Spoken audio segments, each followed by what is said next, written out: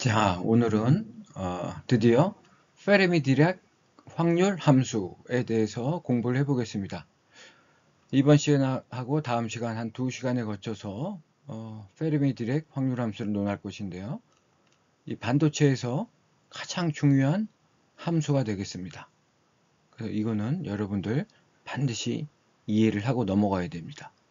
그리고 다음 시간에는 이제 문제도 많이 풀어볼 겁니다. 그래서 페르미 디렉 확률 함수의 개념을 더 확실하게 이해할 수 있게 공부를 할 것입니다.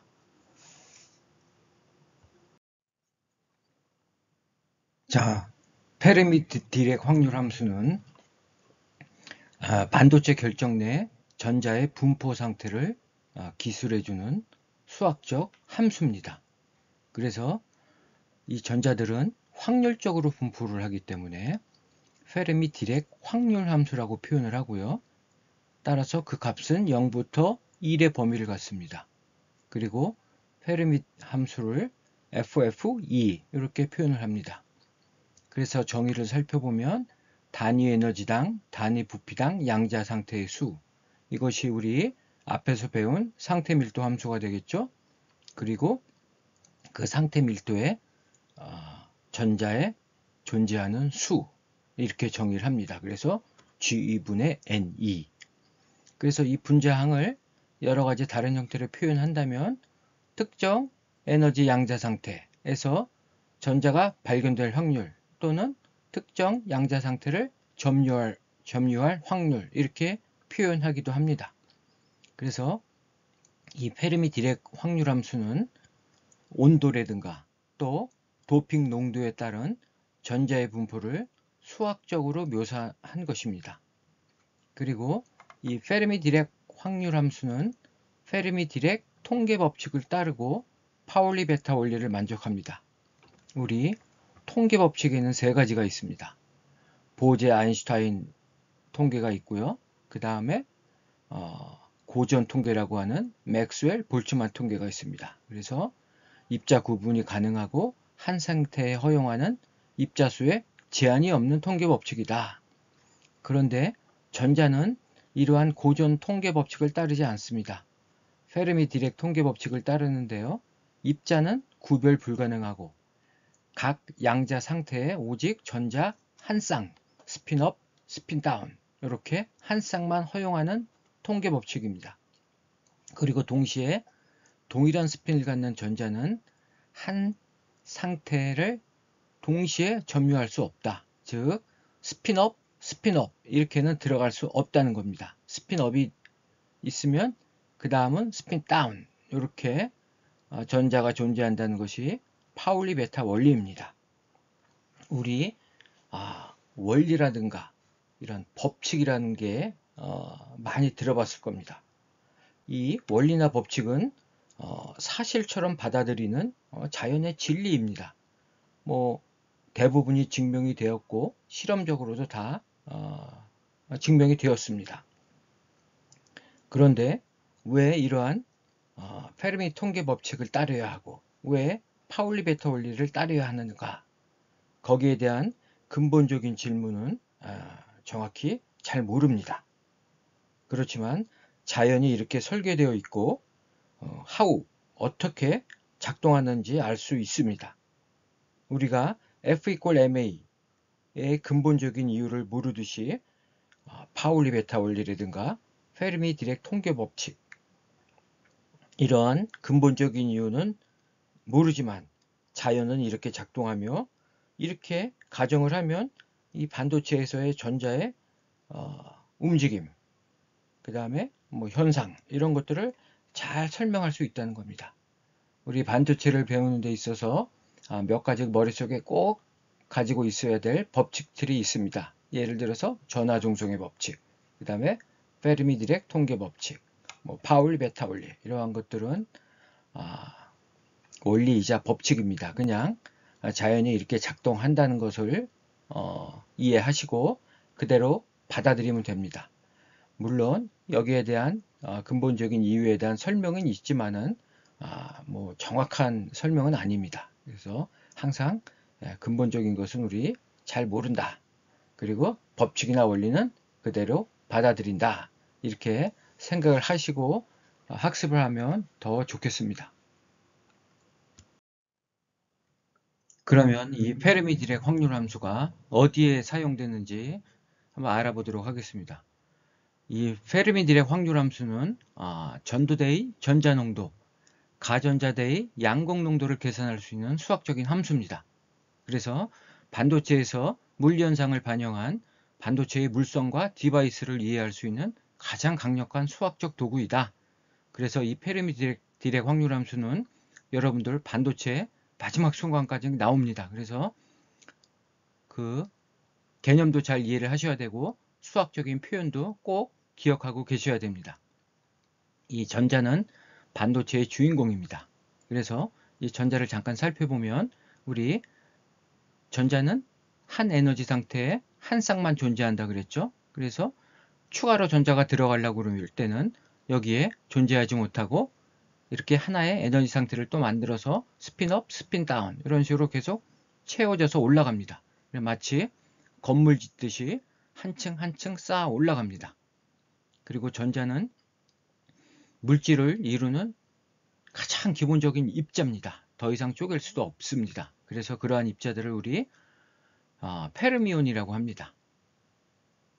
우리 원자 핵은 양성자와 중성자로 쪼갤 수 있고 양성자와 중성자를 다시 쪼개면 쿼크라는 입자가 나오죠. 쿼크도 바로 기본 입자가 되겠습니다. 이 신비스러운 이 전자라는 입자는 모든 물질의 이 화학적 성질을 지배합니다. 가령 수소가 전자를 하나 더 포획을 하게 되면 두 개가 됩니다. 그러면 이 헬륨으로 바뀝니다. 그래서 물질의 화학적 성질이 완전히 바뀝니다. 그래서 화학적 성질을 지배하고요. 크기는 현재 제로로 간주합니다. 그냥 점 입자로 봅니다. 정확히 크기를 현재 알 수가 없다는 의미가 되겠습니다.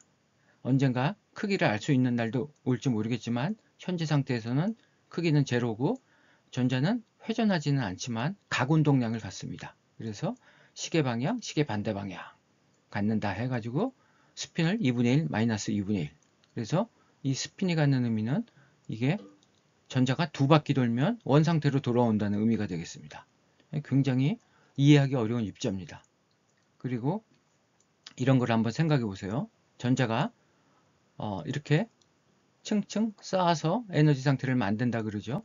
그러면 우리 어떤 물질이 그대로 질량을 그대로 보존하면서 압축한다고 한번 생각해 보세요. 그러면 원자가 굉장히 간격이 가까워지고 그 안에서 굉장히 혼란스러운 상태가 될 겁니다. 막 원자가 뒤죽박죽으로 막 섞여 있는 거죠. 가령 뭐 별 같은 것들이 에너지를 다 쓰면 이제 중력 붕괴가 일어나죠. 그래서 아주 질량이 큰 별, 태양보다도 더 큰 질량을 갖는 별들이 중력 붕괴하기 시작하면 그 질량 그대로 크기가 작아집니다. 그 얼마나 그 내부가 밀도가 높아지겠습니까? 그러한 중력에 이렇게 반해서 버티고 있는 게 바로 이러한 전자의 축퇴압이라고 합니다. 바로 전자들은 여기에 이렇게 다른 전자들이 올 수가 없습니다. 이걸 유지하려고 하는 겁니다. 그런데 굉장히 밀도가 올라가면 이 상태를 계속 유지할까요? 페르미 디렉 통계를 따를까요? 굉장히 의문스럽죠. 뭐 잘은 모르겠지만 어쨌든 이런 의문을 가질 수가 있는 거죠. 뭐 반도체하고 관련 없는 여담이라고 생각하시고 어쨌든 이렇게 전자라는 것은 되게 신비스러운 입자입니다. 그래서 이 페르미 디렉 확률 함수가 반도체에서 가장 중요한 함수 중에 하나라고 했는데 그 이유는 이렇습니다. 우리 이렇게 에너지 밴드 갭을 갖는 반도체가 있습니다. 그러면 전도대에 지금 전자가 8개가 있죠. 이 8개를 어떻게 구하냐면 이 전도대에 존재하는 상태 밀도 함수 그리고 그 상태 밀도를 점유하는 전자의 수 이것들을 결합해서 전자 농도를 구합니다. 그때 이 페르미 디렉 확률 함수라는 것은 이 각 상태를 점유할 수 있는 확률이 되겠습니다. 그래서 예를 들어서 어떤 반도체에 전기장을 인가합니다. 인가하면 전자들이 전기장에 가속해서 움직이겠죠. 그럴 때 전류가 발생합니다. 전하를 띤 입자가 움직이면 전류를 발생합니다. 그리고 여기 있는 전자들은 전기장에 반응해서 움직이지 못합니다. 원자에 강하게 구속되어 있기 때문이죠. 그래서 이 전도되어 있는 이 전도전자들이 아주 중요합니다. 얘들은 자유전자처럼 움직일 수 있고 전기장에 가속되어서 움직이면서 전류를 만들어냅니다. 그래서 전기장에 가속돼서 전자가 만들어내는 전류를 우리 드리프트 전류 밀도라고 하고 JN 이렇게 씁니다. 그럼 이거는 뭐에 비례하냐? 전자의 단위 전하량 그리고 전자 농도. 전자 농도가 많을수록 전류가 커지겠죠? 그 다음에 이 전자들의 움직임, 속도. 이 속도가 빠를수록 전류가 증가합니다. 그래서 여기에서 바로 J를 알기 위해서는 NV를 알아야 되는데 이 N을 바로 페르미 디렉 확률 함수로 구한다는 겁니다. 그래서 이 페르미 디렉 확률 함수가 이렇게 중요한 것입니다. 여러분들 페르미 디렉 확률 함수의 정의는 반드시 이해를 하고 넘어가야 되겠습니다. 자, 그러면 우리 영도 K에서의 페르미 디렉 확률 함수의 정의를 한번 살펴보겠습니다. 이 영도 K라는 것은 실제 존재할 수 없는 온도죠. 사실 우리 현실에서 이 영도 K를 만들지도 못합니다. 그렇지만 여기서 이거를 설명하는 이유는 이 개념이 어떤 것인가를 정확히 이해하기 위해서 설명하는 겁니다. 자, 페르미 확률 함수는 이렇게 표현합니다. 이거를 페르미 디렉 양자 통계로부터 유도해낼 수가 있습니다. 근데 여기서 유도 과정을 생략하겠습니다. 자, 이러한 익스포넨셜로 함수를 표현할 수 있고요. 여기 E-EF가 있습니다.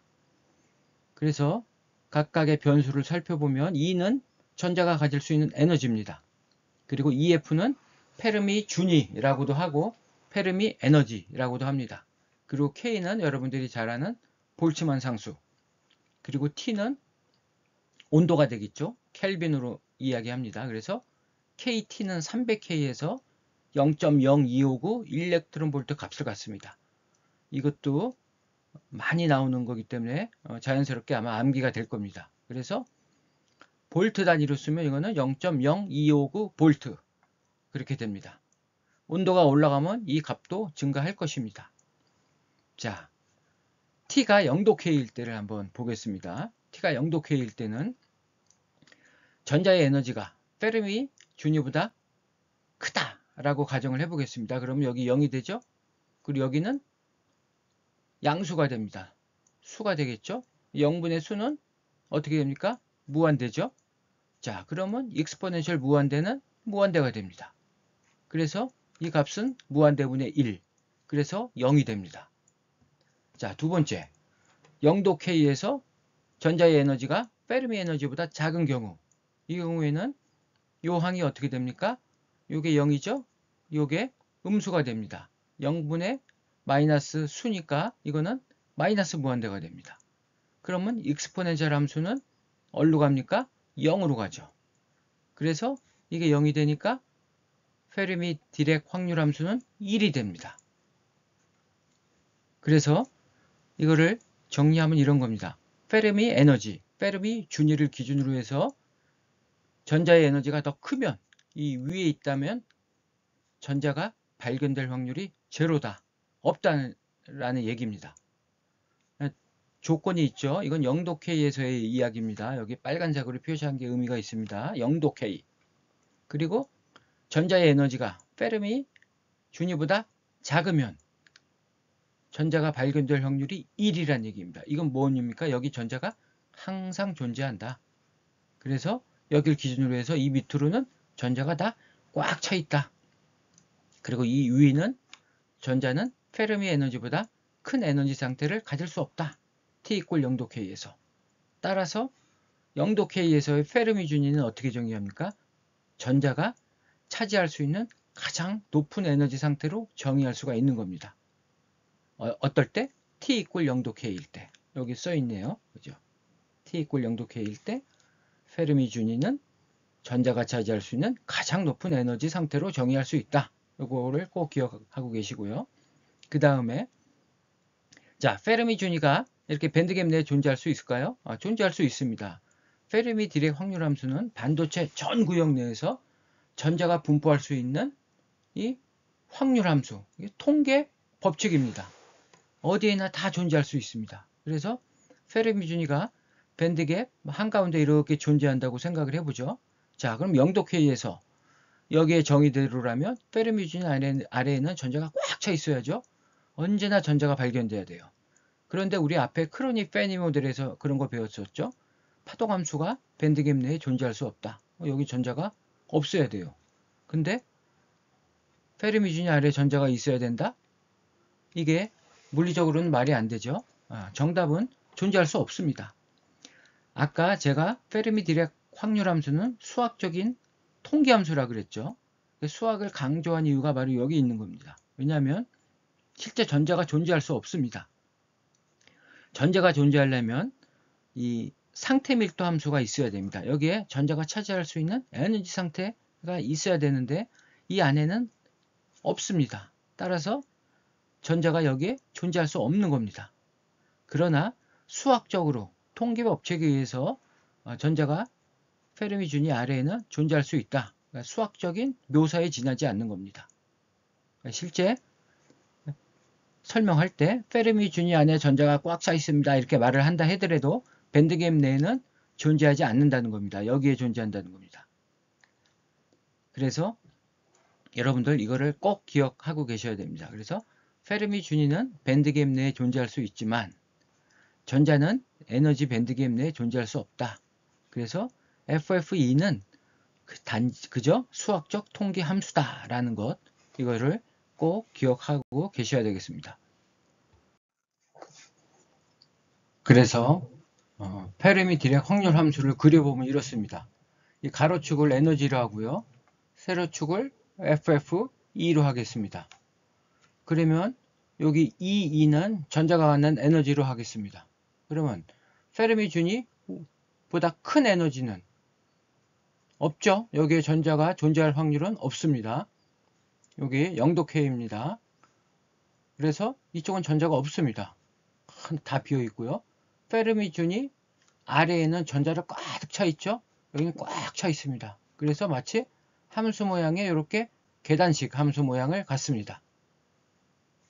그런데 이제 온도가 좀 올라갑니다. 온도가 올라가면 어떻게 되죠?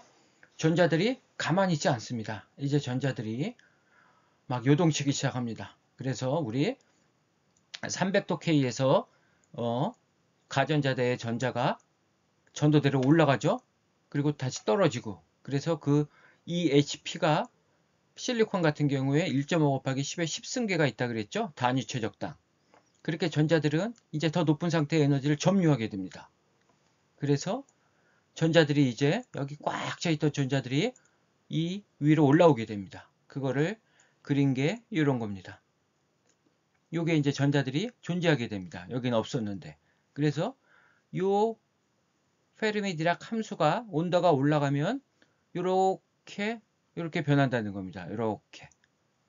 실제 컴퓨터를 그려보면 그렇습니다. 요거였는데 이렇게 곡선이 이렇게 생깁니다. 그러니까 이게 직각이었는데 이게 점점 누워진다고 생각하면 됩니다. 이렇게. 그래서 여기 전자가 차는데 여기 지금 전자가 몇 개가 들어갔습니까? 하나, 둘, 셋, 8개가 들어갔죠? 자, 마치 이렇게 생각하시면 됩니다. 이렇게 사각형 안에 구슬들이 있는데 여기를 탁 칩니다.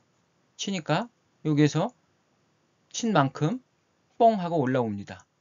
그래서 여기 빠진 전자 개수나 채워진 전자 개수가 항상 동일한 수입니다.